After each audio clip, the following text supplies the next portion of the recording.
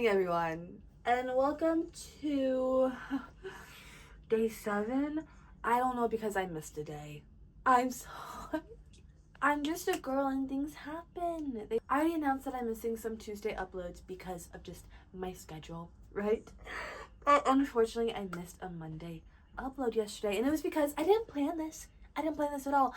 Basically, what happened was I woke up, I started filming, something happened that I had to take care of, and so I just didn't get enough footage in that day to justify me personally to justify putting that vlog up, because I just was not proud of it, because it wasn't enough, right? And again, I'm still trying to figure out this whole vlog thing, so I'm not there I haven't perfected it yet to my standards, but for where I am at currently, that vlog just did not meet me where I was at, so I just didn't put it up. What was supposed to be yesterday's upload, I will put in a few clips into this video because I did like them, but we're here today and the sun is shining. I'm in my robe, I'm feeling so warm, so we're gonna have a good day. And we're seeing FNAF 2 today, so I'm very excited.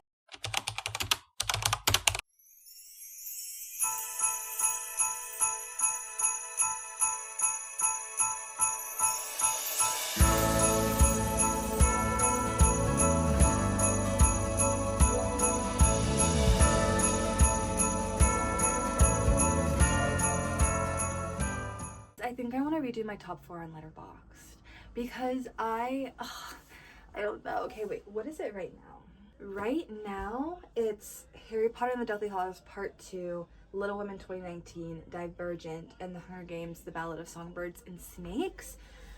I feel like I want to redo it.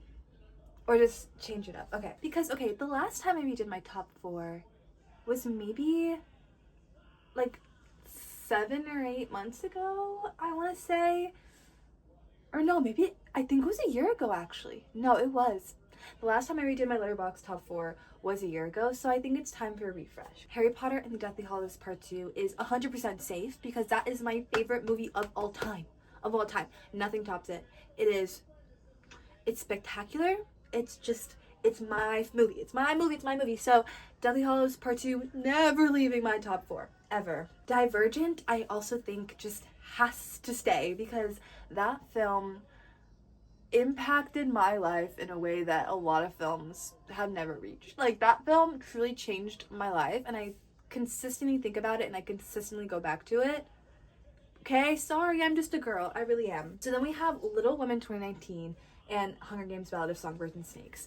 Little Women 2019 is perfect in my eyes. I really don't have any flaws. When I watched it for the first time, when it came out, I watched it, I rented it on Redbox, and I watched that CD because you like got it for the 24 hours. I watched that DVD 6 times in 24 hours before I had to return it because I was that obsessed with it. I just think it's perfect. It's 5 out of 5. No, it's like, oh, I love that film so much. The Hunger Games Ballad of Songbirds and Snakes, again, that movie, like, it changed my life. Like, that film, that viewing experience, the viewing experience of Ballad of Songbirds and Snakes was, like, I saw it at midnight. I think that's probably the only midnight showing I've ever been to, because I fall asleep, unfortunately, when I watch films, because I just fall asleep. I do. So midnight showings don't really work for me. But so yeah, that's the only midnight showing I've ever been to, and there were like no seats available. So I think in the second or third row. I could barely see. Like, my eyes were crossed the whole time, but it still impacted me, and it was so just, oh, it was so amazing. Not the best Hunger Games film, okay? I still believe that Catching Fire is the best Hunger Games film, followed by Ballad. I know, potentially controversial, but that's what I feel like. Little Women, Hunger Games, oh my god, okay. I think I'm gonna keep Hunger Games on. I think I will. Oh, this is hard, guys. I think I'm gonna take off Little Women. Oh my god. That actually physically pained me. Oh my god. That film, it's a perfect film though, and it means so much to me. It does. I think Little Women has been in my top 4 since I got Letterboxd. Like, it's been in my top 4. It's never changed. Like, no matter how many times I changed my top 4, Little Women has always stayed. But I just, guys, Sinners, Sinners is it's unreal. It's unreal how much I think about this film. It's unreal how, like, yeah, it has to be Sinners.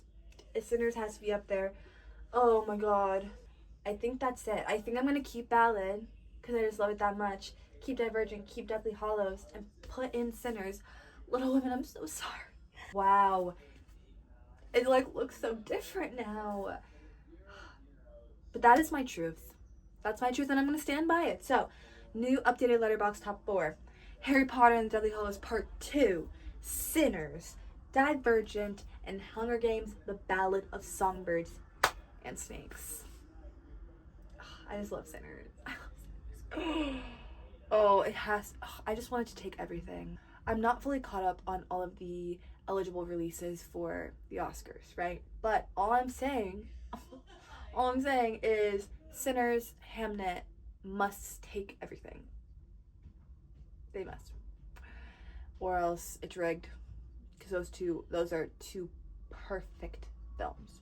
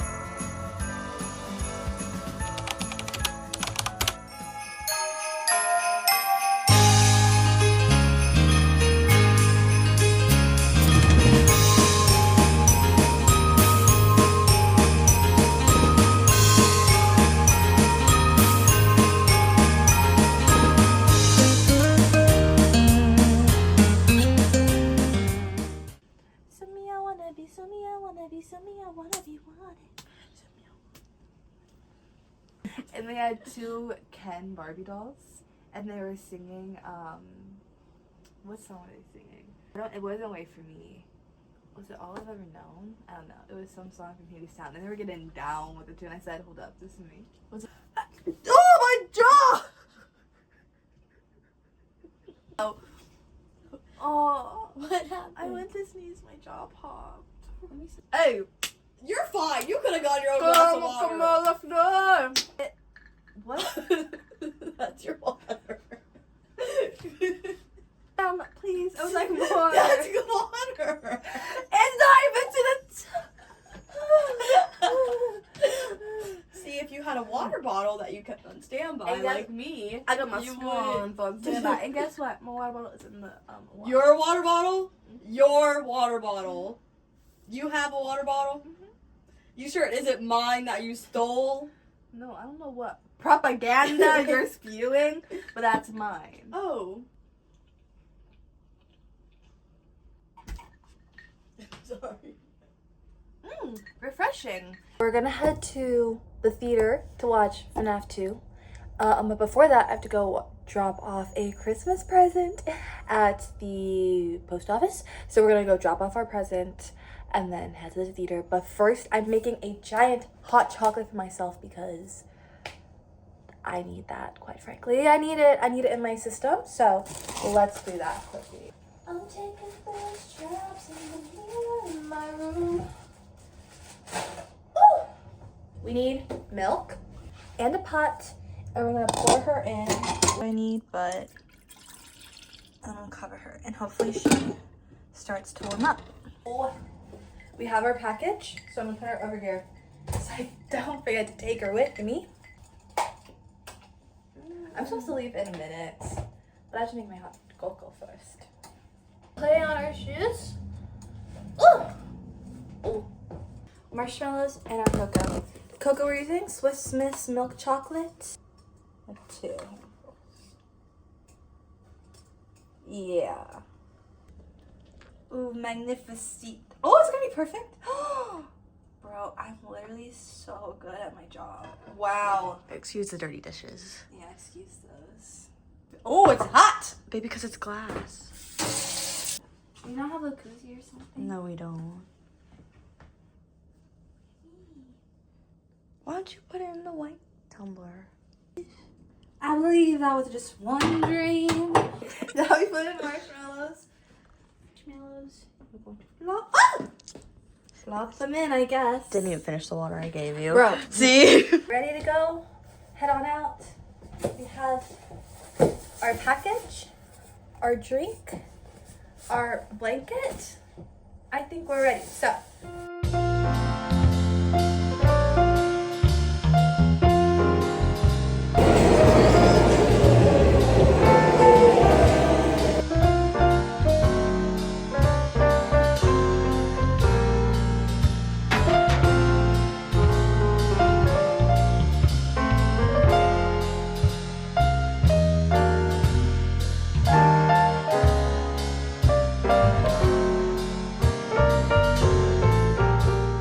Guys, that was actually I don't even know what I just watched. I just got back from watching FNAF 2 and thoughts? I don't really have many. It wasn't good. It wasn't good. And people have been telling me, okay, I have been hearing mixed reviews about this film. I've been hearing either it's terrible or that it's miles and miles better than the first one. I'm gonna be so honest with you. I know like the baby of the baby lore when it comes to Five Nights at Freddy's. Like I know what the game is about. I know how it began and I know the majority of the characters. That's pretty much where it ends because I never played the game. But I know the baseline lore and knowledge, right? So first one I watched because I'm like, oh, like, you know, my sister really likes this game and it has Josh Hutcherson in it. Let me watch this. Again, knowing just baseline level knowledge. I watch it. It was a Blumhouse film. You know, it wasn't going to be anything amazing, but it was just okay. So when the second one came out, I wasn't going to watch it because the first one wasn't that great, right? And again, I feel like I personally felt like past with the knowledge that I know about Five Nights at Freddy's, I felt like anything past the first film, I would be lost because they would start pulling in things from the game that I didn't necessarily know. So I wasn't like super eager to watch this sequel, but I had been hearing through the grapevine that it actually was better than the first one, and it was going to have McKenna Grace in it, who was spectacular. This film was going to have Skeet Ulrich and Matthew Lillard together again. That's literally the perfect recipe for a perfect film. I don't know what I was expecting. It was not what I just watched. So I watched this film, right? I watch it. And it starts. And this film is going so incredibly slow. It's so slow. Like, I can't even tell you how slowly the beginning of this, not even just the beginning, the first half of this film is. While I'm sitting in my seat, I am replaying all of the press that this film has had and everything that they've talked about and how they were so excited to have Megan Fox come on and voice Chica and there was gonna be Mingle and like all these things were gonna happen. And I'm sitting there waiting for these things to happen because it's going by so incredibly slow. And I'm just like, this cannot be. This what is going on?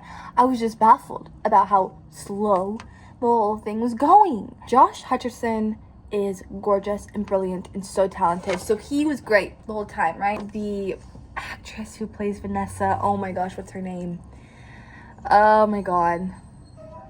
I forget. She's also great, right? What they were given, not necessarily the best. And then I get McKenna Grace popping up, right? She's with these two other guys, and they're this, like, paranormal YouTube-esque group who goes around and films in all these abandoned places. I love the trope of paranormal YouTube-esque explorers in horror films. Like, I think it's such a cool a trope to use in your storytelling. And so I was really excited because I was like, oh, period, my girl Mechanic Grace is here. This is gonna be awesome. And I was so excited to see how they were gonna weave in this YouTube group into the story. We get maybe 15 or 20 minutes of them, and then they're just gone.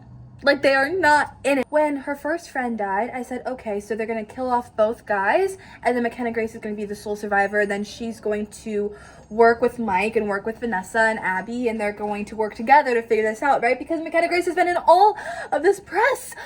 No, that's not what happened. That's not what happened at all. She just was gone. She was barely in this. This movie was paced so slow that I fell asleep for like maybe 10 minutes. Then I woke up and Mangle was attacking Vanessa. And I said, here we go. We couldn't have had this in the beginning so I wouldn't have fallen asleep. Obviously, we know that Matthew Lillard's character died in the first film, but I expected, hey, it's Blumhouse. Like, I would assume we might get a resurrection thing going on with William Afton, and that just never really happened. And so I just said, okay, he's just gonna be in Vanessa's mind, I guess, this whole film. And the way that they did Vanessa's brother was so just all over the place. What even was that? Like, it could have been this grand reveal big thing, and it just was done so poorly. Skeet Ulrich, again, is so amazing, gorgeous, brilliant, talented, because it's Skeet Ulrich. Like, he's going to be great in whatever he's in.